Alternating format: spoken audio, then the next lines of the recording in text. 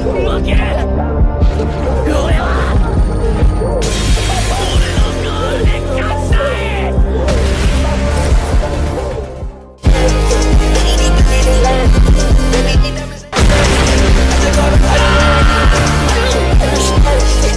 হে WhatsApp guys, কেমন আছো সবাই? আশা করি সবাই খুব ভালো আছো। ব্লু লকের এই পর্যন্ত 6টা এপিসোড দেখেছো। শরীরে মোটামুটি একটা ভাব আইছে না? ওয়ার্ল্ড কাপ একটা ভাইব আইছে না? তো যাই হোক, গত পর্বে আমরা দেখেছিলাম team W versus team Z এর ম্যাচ, এবং ওই ম্যাচে প্রথম 3টা গোলই কিন্তু টিম জেড এর পক্ষ থেকে ওই কোন হালারপুত একাই করেছিল। কিন্তু পরে জানা যায় ওই কোন হালারপুত তার নিজের টিম টিম জেড এর সাথে বিশ্বাসঘাতকতা করে এসব করেছে। মানে আগে থেকে বিপক্ষ টিমকে বলে এসেছিল যে আমাকে প্রথমে 3টা গোল দিতে দেবে, তারপর মনে করো ওই টিমকে কিভাবে হারাতে হয় সেটা আমি তোমাদের হেল্প করব। তো সেই হিসেবে আমরা দেখেছিলাম এরপরে থেকে সে কি করে, টিম জেড এর পক্ষে না খেলে তার প্রতিপক্ষ টিম ডাব্লিউর সাথে খেলা শুরু করে। এবং গত পর্ব শেষ হতে হতে আমরা দেখেছিলাম যে টিম ডাব্লিউ এখন 1 গোলে টিম জেড এর চেয়ে এগিয়ে রয়েছে। মানে টিম ডাব্লিউর হচ্ছে 4 গোল আর টিম জেড এর ছিল 3 গোল। তো যাই হোক, এই এপিসোডটা কিন্তু খুবই স্পেশাল একটা এপিসোড, এবং ব্লু লকের one of the best episode বলা হয়ে থাকে এটাকে। মানে বলতে পারো এই এপিসোডটা তোমাকে একটা গুজ বাম্পস দেবে। তো যাই হোক, আমরা শুরু করি। তো এই এপিসোডের শুরুতেই দেখা যায় চিগিরি মাঠের মধ্যে বসে ভাবছিল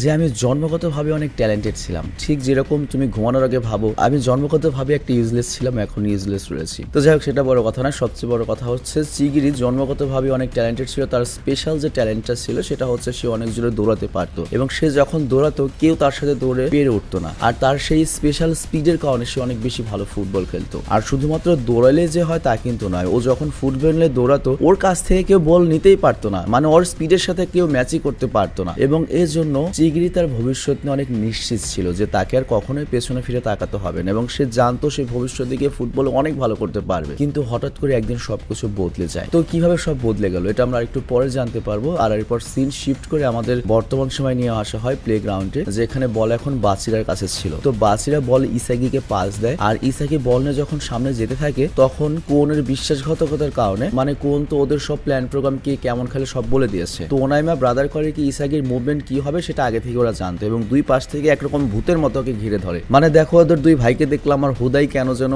জুনজি তোর কথা মনে হয় সিরিয়াসলি। তো যাই হোক, এরপর ওরা ইসাগিকে বলে তুমি চাইলেও আর কিছু করতে পারবে না, আমরা অলরেডি তোমার টেকনিক, তোমার স্কিল এবং তোমার ওয়েপন সম্পর্কে সবকিছু জেনে গিয়েছি। তোমার ওয়েপনে সবসময় 6টা বেজে থাকে, এটা আমরা জানি, এবং এর জন্য তোমরা এই ম্যাচটা হেরে যাবে। তো ইসাগি তখন বল নিয়ে থেমে যায়, আর তার সামনে এবং পেছনে ওনাইমা ব্রাদার্সরা দাঁড়িয়েছিল, এবং সে ভাবছিল আমি এখন কিভাবে ওদের কাছ থেকে বল কাটিয়ে নিয়ে যাব। কিন্তু তখনই কোন হালারপোত করে কি পেছন থেকে এসে বলটা নিয়ে নেয়, আর এর ফলে ইসাগি অনেক রেগে যায়, কিন্তু তার কিছুই করার ছিল না। তো এরপর কোন আর ওনাইমা ব্রাদার্সরা বল নিয়ে সামনের গোল পোস্টের দিকে যেতে থাকে, আর ইসাগি তখন চিন্তা করে আমাদের টিমে আমরা মাত্র 10 জন খেলছি, আর ওনাইমা ব্রাদার্সের টিমে 12 জন খেলছে। তার উপর ওরা আমাদের প্রত্যেকটা প্ল্যান, প্রত্যেকটা মুভমেন্ট সম্পর্কে জানে। তো এটা পুরো একটা আনফেয়ার ম্যাচ হচ্ছে। আর তখনই ওনাইমা ব্রাদার্সের একজন বল নিয়ে একদম গোল পোস্টের কাছে পৌঁছে যায়, এবং গোল করার জন্য অনেক পাওয়ারফুল একটা শুট করে।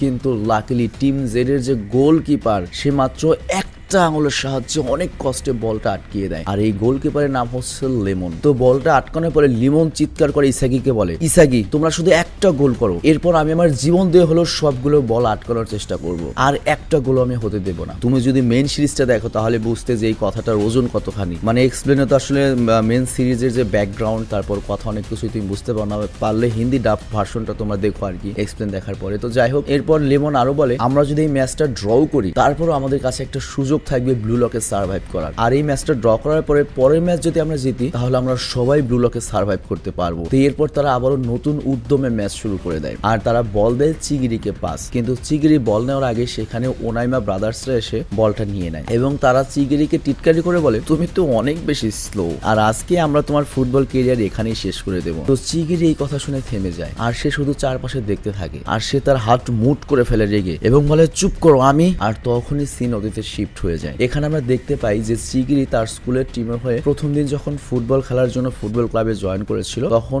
ওনাইমা ব্রাদার্স তার সিনিয়র ছিল, এবং এক পর্যায়ে তাদের মধ্যে কথা কাটাকাটি হওয়ার কারণে সেখানে একটা মিনি ফুটবল ম্যাচের ব্যবস্থা করা হয়। তো এই মিনি ফুটবল ম্যাচটা হবে চিগিরি এবং ওনাইমা ব্রাদার্স এর মধ্যে, মানে এখানে চিগিরি একা খেলবে আর তার বিপক্ষে এই দুজন ওনাইমা ব্রাদার্স খেলবে। তো যাই হোক, ম্যাচের শুরুতেই তারা সবাই চিগিরির দৌড়ানোর স্পিড দেখে পুরো শকড হয়ে যায়, এবং ও স্পিডের কারণে খুব সহজেই সেখানে ওনাইমা ব্রাদার্স টিমমেটসদের হারিয়ে দিয়েছিল। তো এটা দেখে সেখানে থাকা সবাই এমনকি ফুটবল কোচও চিগিরির উপর অনেক ইমপ্রেসড হয়ে যায়। তো এবং ওখান থেকেই সবাই মূলত চিগিরির অনেক উজ্জ্বল ভবিষ্যৎ দেখতে পাচ্ছিল এবং এরপর থেকে চিগিরি রেগুলার হয়ে যায় ফুটবল টিমে এবং প্রত্যেক ম্যাচে সে ভালো স্কোর করছিল। আর চিগিরি তখন ভাবতে থাকে, যখন থেকে আমি আমার এই ট্যালেন্টটা সম্পর্কে জানতে পেরেছি আমি এরপর থেকে আর নিজেকে কখনোই আটকাইনি। আমার লাইফে একটাই স্বপ্ন ছিল, সেটা হচ্ছে জাপানের ন্যাশনাল টিমে রিপ্রেজেন্ট করা। আর এখন আমরা একটা ম্যাচে দেখতে পাই যেখানে চিগিরি তার স্পিড আর স্কিলের কারণে সেই ম্যাচটা পুরো ডমিনেট করছিল এবং বল নিয়ে ফুল স্পিডের সামনে এগিয়ে যাচ্ছিল, কিন্তু হঠাৎ করেই তার হাঁটু থেকে পা একদম বেঁকে যায় এবং সে মাটিতে পড়ে যায়। আর এরপর সিন শিফট হয় ডক্টরের কাছে নিয়ে যাওয়ার পরে ডক্টর বলে যে চিগিরির ডান পায়ের যে এসিএল সেখানে ফ্র্যাকচার হয়েছে আর এই কারণে তাকে দীর্ঘদিনের একটা রেস্ট নিতে হবে। আর ভুল করেও যদি এই জায়গায় আরেকবার ফ্র্যাকচার হয়ে যায় তাহলে তাকে সারা জীবন ফুটবল খেলাতে দূরের কথা সে ভালো মতো হাঁটতেও পারবে না। তো এটা শুনে চিগিরি ভেতর থেকে ভেঙে পড়ে। তবে তারপর সে তার মনের জোর দিয়ে অনেক ট্রেনিং করে এবং আবারও খুব দ্রুত নিজের পায়ে দাঁড়াতে সক্ষম হয়। কিন্তু সে যখন আবার তার টিমে ব্যাক করে সে আগের মতো আর স্পিডে দৌড়াতে পারছিল না। অ্যাকচুয়ালি ও যে দৌড়াতে পারছিল না তা না, ও যখন দৌড়াতে যাচ্ছিল তখনই ওর ভেতরে একটা ভয় কাজ করছিল। ওর ভয়টা ছিল আবার যদি ওর এসিএল এ ফ্র্যাকচার হয় তাহলে তো কোনোদিন ভালো মতো হাঁটতেও পারবে না। তো এসব দেখে মূলত ওই ওনাইমা ব্রাদার্স চিগিরিকে বুলি করা শুরু করে এবং তারা বলে তুমি কখনো এর ফুটবল আগের মতো খেলতে পারবে না, এর চেয়ে ভালো তুমি ফুটবল খেলা ছেড়ে দাও, মাঝে মাঝে আমাদের পানি টানি এনে দেবে, আমাদের টয়লেট টিস্যু এনে দেবে, এটাই তোমার জন্য ভালো কাজ হবে। তো তখন থেকে চিগিরির মূলত মনে হতে থাকে যে তার এক পা অনেকগুলো শেকল দিয়ে বাঁধা রয়েছে, যে কারণে সে আগের মতো আর দৌড়াতে পারবে না। মানে এই শেকলের ব্যাপারটা আমি তোমাকে বুঝিয়ে বলি, মানে এটা আর কি মনে থেকে এরকম দেখো আর কি। তো যাই হোক তখন থেকে চিগিরি বুঝতে পারে সে তার পায়ের জন্য এতদিন ভালো খেলেছে আর সে পাটাই তার এখন ঠিক নেই আর এর জন্যই তার ভেতরে সেই কনফিডেন্স নেই এবং প্রত্যেকবার দৌড়ানোর সময় সে ভয় পায় যদি আবারও সেই জায়গায় ইনজুরি হয়। তো এভাবেই সে প্রতিনিয়ত ভেতর থেকে আস্তে আস্তে ভেঙে পড়ছিল। আর এরপর সিন আবারও বর্তমান আসে যেখানে চিগিরি মাঠের মধ্যে দাঁড়িয়েছিল আর সে যখন ঘড়ির দিকে তাকায় আর মাত্র 5 মিনিট সময় বাকি রয়েছে। তো এই 5 মিনিটে সে যদি কিছু করতে না পারে তাহলে এই ম্যাচটা হেরে যাবে এবং ব্লু লক থেকে তারা চিরতরে এলিমিনেট হয়ে যাবে। আর এরকমটা হলে তার ন্যাশনাল টিমের স্বপ্ন, স্ট্রাইকার হওয়ার স্বপ্ন চিরদিনের মতো শেষ হয়ে যাবে। তবে চিগিরি তার স্বপ্ন কিভাবে শেষ হতে দিতে চাচ্ছিল না। আর তখনই ইসাকি চিৎকার করে চিগিরিকে উৎসাহ দিতে থাকে। ইসাকি বলে তুমি এখনো শেষ হয়ে যাওনি, তোমাকে দৌড়াতেই হবে, তুমি চাইলেই পারবে বিশ্বসেরা স্ট্রাইকার হতে। তো এরপর ইসাকি বল নিয়ে সামনের দিকে এগোতে থাকে কিন্তু আবারও ওনামিয়া ব্রাদার্স ওর সামনে চলে আসে এবং ওরা দুজন মিলে ইসাকিকে ঘিরে ফেলে। আর যেহেতু ওদের টিমে 12 জন ছিল আর ইসাকির টিমে ছিল 10 জন, তো ইসাকি ভাবতে থাকে এভাবেই কি সব শেষ হয়ে যাবে, কিন্তু না এটা হতে পারে না। তো এখানে আমরা দেখতে পাই টিম ডাব্লিউ মানে প্রতিপক্ষের টিমের সবাই আমাদের যে টিম জেড সেই টিমের সবাইকে ঘিরে ফেলেছে। মানে প্রত্যেকটা প্লেয়ারের সাথে টিম ডাব্লিউ 2 জন করে প্লেয়ার আটকে রেখেছে, প্রত্যেকটা স্ট্রাইকারকে আটকে রেখেছে। তো এ কারণে ইসাকি চাইলেও কাউকে বল পাস দিতে পারছে না। তো ইসাকি বুঝতে পারছিল না এখন আমার কি করা উচিত, কিন্তু তখনই সেখানে ইসাকির পেছন থেকে কুয়ন হালারপুর চলে আসে। ওকে দেখলে আমার রাগ ধরতেছে সিরিয়াসলি। তো যাই হোক কুয়ন তখন বলে ইসাকি তোমরা এখন হার স্বীকার করে নাও, তোমরা কোনোভাবেই জিততে পারবে না আর সময়ও শেষের দিকে। আর তখনই আমরা দেখি এই ম্যাচের পুরো সময় শেষ হয়ে গিয়েছে। তো ম্যাচ শেষ হওয়ার পরে সবাই মারাত্মক হতাশ হয়ে যায় যে হেরে গেল, কিন্তু তখনই সবাইকে অবাক করে দিয়ে 3 মিনিট অ্যাডিশনাল টাইম দেওয়া হয়। আর তখন ইসাকি বুঝতে পারে যে না ভাগ্য আমাদের একটা লাস্ট চান্স দিয়েছে, এখন এই 3 মিনিটের মধ্যে যদি আমরা কিছু করতে না পারি ম্যাচটা হেরে যাব। তো এরপর ইসাকি পাগলের মতো কোনো রকমের ড্রিবলিং করে বল নিয়ে সামনে এগিয়ে যায় আর তার চোখ সেই আগের মতো জ্বলে ওঠে। তার মানে ইসাকির ভেতর সর্বোচ্চ স্টামিনা ইসাকি ইউজ করছে। কিন্তু তখনই ওনাইমা ব্রাদার্স এসে ওর কাছ থেকে আবার বল নিয়ে নেয় আর ইসাকি তখন মাটিতে পড়ে যায়। আর তখন সবাই চিৎকার করে ইসাকিকে ডাকতে থাকে। তো ইসাকি তখন খেপে উঠে যায় এবং আবারও বল নেওয়ার জন্য দৌড়াতে থাকে। ইসাকি কোনো দিকে না তাকিয়েই পাগলের মতো বল নেওয়ার জন্য দৌড়াতে থাকে আর চিগিরি কর্নার থেকে দাঁড়িয়ে দাঁড়িয়ে সবকিছু দেখছিল। চিগিরি তখন বলতে থাকে ইসাকি তুমি এটা কি করছো, তুমি এভাবে কিভাবে পাগলের মতো দৌড়াচ্ছ ওদের পেছনে। তো ইসাকি লাগাতার হাই স্পিডে দৌড়াচ্ছে বলটা ধরার জন্য। আর চিগিরি তখন বলে ইসাকি তুমি এভাবে কখনোই বল নিতে পারবে না। আর এখানে উল্লেখ্য আমাদেরকে বলা হয় যে চিগিরিও আগে ঠিক এভাবে ইসাকির মতো পাগলের মতো বল নেওয়ার জন্য চেষ্টা করতো, মানে হাই স্পিডে। আর এদিকে আমরা দেখি ইসাকি কোনোভাবে বলটা কিন্তু সত্যি ধরতে পারে এবং চিগিরিকে পাস দেয়, কিন্তু চিগিরি সেখানে থম ধরে দাঁড়িয়ে থাকে। আর ইসাকি তখন চিগিরির কাছে এসে ওকে ধাক্কা দিয়ে ফেলে এবং বলে তুমি আমার রাস্তা থেকে সরো। আর তখন চিগিরি বলে ওঠে তোমার সাহস কিভাবে হলো আমাকে এই কথা বলার। আর তখনই চিগিরি ইসাকির দিকে তাকিয়ে বলে তুমি কি জানো আমি তোমার মধ্যে আমার নিজেকে দেখতে পাচ্ছি, সেই পুরনো আমাকে দেখতে পাচ্ছি। তোমার এই খেলার স্টাইল দেখে মনে হচ্ছে তোমার জায়গায় আমি নিজে খেলছি আর আমার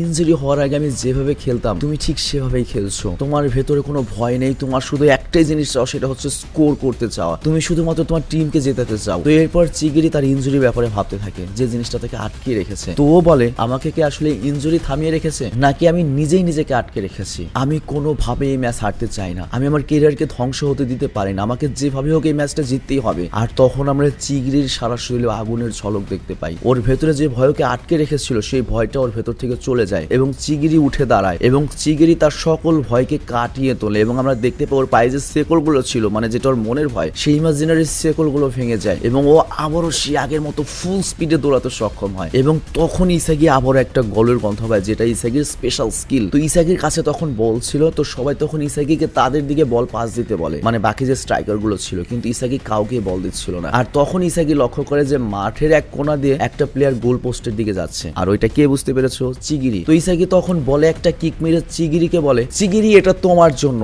তো বল তখন চিগিরি থেকে অনেক সামনে গিয়ে পড়ে। বলটা জেনারেলি কোন আর ওয়ানামিয়া ব্রাদার্স এর সামনে গিয়ে পড়েছে। তো ওনামিয়া ব্রাদার্স তখন ইসাগিকে বলে, তুমি কি পাগল হয়ে গিয়েছো? তুমি আমাদেরকে বল পাস দিলে। আর কোন তখন ওই বলটা নিজের কাছে নিতে যায় একটা টিটকারে হাসি দেয়, কিন্তু তখনই ফুল স্পিডে রকেট স্পিডে চিগিরি সেখানে চলে আসে এবং সে অবিশ্বাস্য স্পিডে দৌড়াচ্ছিল এবং সে সবাইকে পেছনে ফেলে কোনের কাছ থেকে বলটা নিয়ে নেয়। তো চিগিরি বল নিয়ে ফুল স্পিডে সামনের দিকে যাচ্ছিল এবং ওর এত বেশি স্পিড দেখে কোন পুরো শকড হয়ে যায় এবং সেখানে থাকা মাঠের প্রত্যেকটা প্লেয়ার ওর দৌড়ানোর স্পিড দেখে অবাক হয়ে যায়। তো চিগিরি বল নিয়ে যখন সামনে যাচ্ছিল, ওর ছোটবেলায় যখন ও বল নিয়ে সবার আগে দৌড়াতো যেরকম একটা অনুভূতি হতো, ঠিক সেই অনুভূতিটা এখনো অনুভব করতে পারছিল। তো এরপর চিগিরি যখনই গোল পোস্টের সামনে যায় তখনই সে দেখে যে ওনামিয়া ব্রাদার্স এর একজন ওর দিকে দৌড়ে আসছে এবং ওনামিয়া ব্রাদার্স এর একজন করে কি চিগিরিকে লাথি মেরে ল্যাং মেরে ফেলে দিতে চায়, কিন্তু চিগিরি বল লাথি দিয়ে লাভ দিয়ে ওর উপর দিয়ে চলে যায়। আর তারপর ওনামিয়ার আরেক ব্রাদার্স এসে করে ওর কাছ থেকে বল নেওয়ার চেষ্টা করে, কিন্তু চিগিরি ওকেও পেছনে ফেলে দেয় এবং অনেক স্পিডে বলের কাছে চলে আসে এবং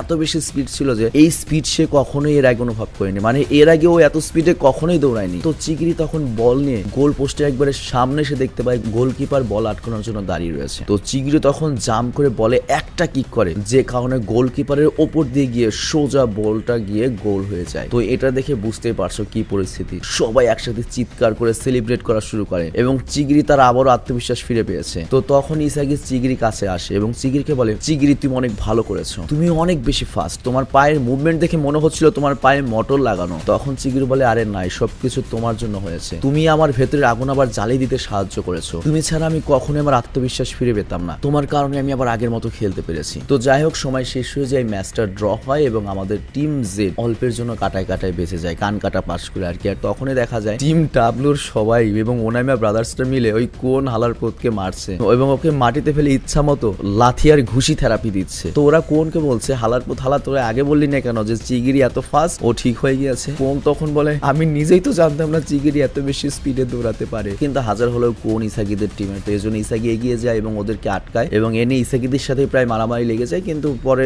ইসাগির সকল টিম মেম্বাররা চলে আসে যে কারণে ওরা থেমে যায় আর কোন এই সুযোগে সেখান থেকে পালিয়ে যায়। তো এরপর সিন শিফট হয় আর আমরা টিম জেড এর সবাইকে দেখতে পাই যারা সবাই খাবার খেতে যাচ্ছিল। তো গোলকিপার লেমন তখন ওদেরকে বলে যে আমাদের পরবর্তী ম্যাচ হবে হচ্ছে টিম ভি এর সাথে এবং ব্লু লকের টিম ভি হচ্ছে সবচেয়ে ডেঞ্জারাস টিম যারা এখনো পর্যন্ত একটা ম্যাচও হারেনি। তো এরপর ওরা সবাই যখন ডাইনিং হলে যায় ওরা দেখতে পায় ওই কোন হালারপুত আবারও এবার টিম ভির সাথে ডিল করছে। তো কোন টিম ভির প্লেয়ারদেরকে বলে, আমি টিম জেড এর প্ল্যানের ব্যাপারে সবকিছু তোমাকে বলে দেবো, শুধুমাত্র বেশি কিছু না, আমাকে প্রথমে 2টা বা 3টা গোল করতে দিও। আর এখানে আমরা দেখতে পাই টিম জেড এর সকল প্লেয়াররা কিন্তু পেছন থেকে এটা শুনছিল। তো এটা শুনে সবাই কোনের উপর খুব খেপে যায় আর বাচিরা তো তখন বলে চলো কোনকে ধরে আমরা কেলাই। আর এদিকে আমরা দেখি টিম ভির প্লেয়াররা কোনের কথার কোনো গুরুত্বই দিচ্ছে না, পাতেই নিচ্ছে না। আর তখন টিম ভির একজন যার নাম হচ্ছে সুরগি, সে বলে দেখো এরকম পাতানো ম্যাচ খেললে আমরা কোনো মজাই পাবো না। আর এখানে আমরা জানতে পারি সুরগি অলরেডি 3 নম্বর হাইস্ট গোল করা পারসন এই ব্লু লকের, যে 5টা গোল করেছিল। আর তখন রিও নামে যে আরেকটা প্লেয়ার রয়েছে সেও সম্মতি জানায় যে এরকম পাতানো ম্যাচ আমরা খেলি না ভাই। তো রিও হচ্ছে সেকেন্ড পজিশনে রয়েছে ব্লু লকে, যে পর্যন্ত 6টা গোল করেছে। আর এরপরে যে তৃতীয় প্লেয়ারটা ছিল যার নাম হচ্ছে নাগি, সে বলে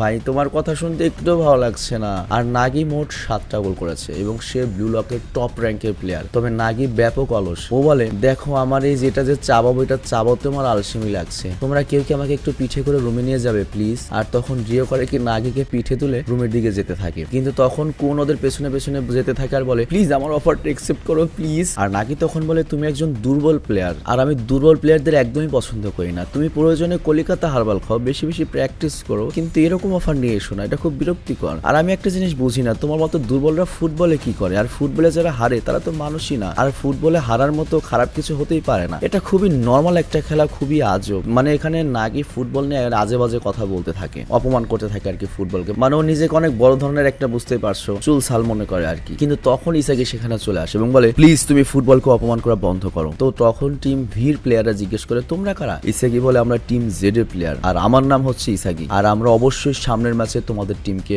হারাবো। তো যাই হোক, এখানে এই অসাধারণ এপিসোডটা শেষ হয়ে যায়। তো বুঝতেই পারছো পরের এপিসোডে কিন্তু আমাদের অনেক বেশি মজা দেবে, কারণ পরের এপিসোডে আমরা দেখবো হচ্ছে টিম ভি সবচেয়ে শক্তিশালী টিমের সাথে আমাদের প্রিয় দুর্বল টিম, তারপরে আমাদের প্রিয় টিম টিম জেড এর খেলা। এবং আমি স্পয়েল করছি না, তবে এই যে নাগি নামে যে প্লেয়ারটা রয়েছে, তোমরা একসময় নাগির একটা বিশাল ফ্যান হয়ে যাবে। বাট ইল নাও আমি এখনো ইসাগিরই ফ্যান আছি। সিরিয়াস, ইসাগি যেহেতু মেন ক্যারেক্টার, আমার ইসাগিকে এখনো পর্যন্ত ভালো লাগে। তবে তোমরা যে আজকে 7টা পর্ব দেখলে, যারা এর আগে কখনো ব্লগ দেখোনি, মানে এই 7টা পর্ব ফার্স্ট আমাদের সাথে দেখলে, তাদের কাছে কোন কোন ক্যারেক্টারকে সবচেয়ে বেশি ভালো লেগেছে? তো আমাকে যদি বলো, আমি অবশ্যই নাগির কথা বলবো এবং শিগিরির কথা বলবো, কারণ ওদের দুজনকে বেশি হাইলাইটস করা হয়েছে। আর সবচেয়ে বিরক্তিকর ক্যারেক্টার হচ্ছে কোন, ওরে পাইলে আমি সত্যি জুতা পিটা করতাম সিরিয়াসলি। তো যাই হোক, বিদায় নিচ্ছি, ভালো থেকো, সুস্থ থেকো, টেক কেয়ার, আল্লাহ হাফিজ।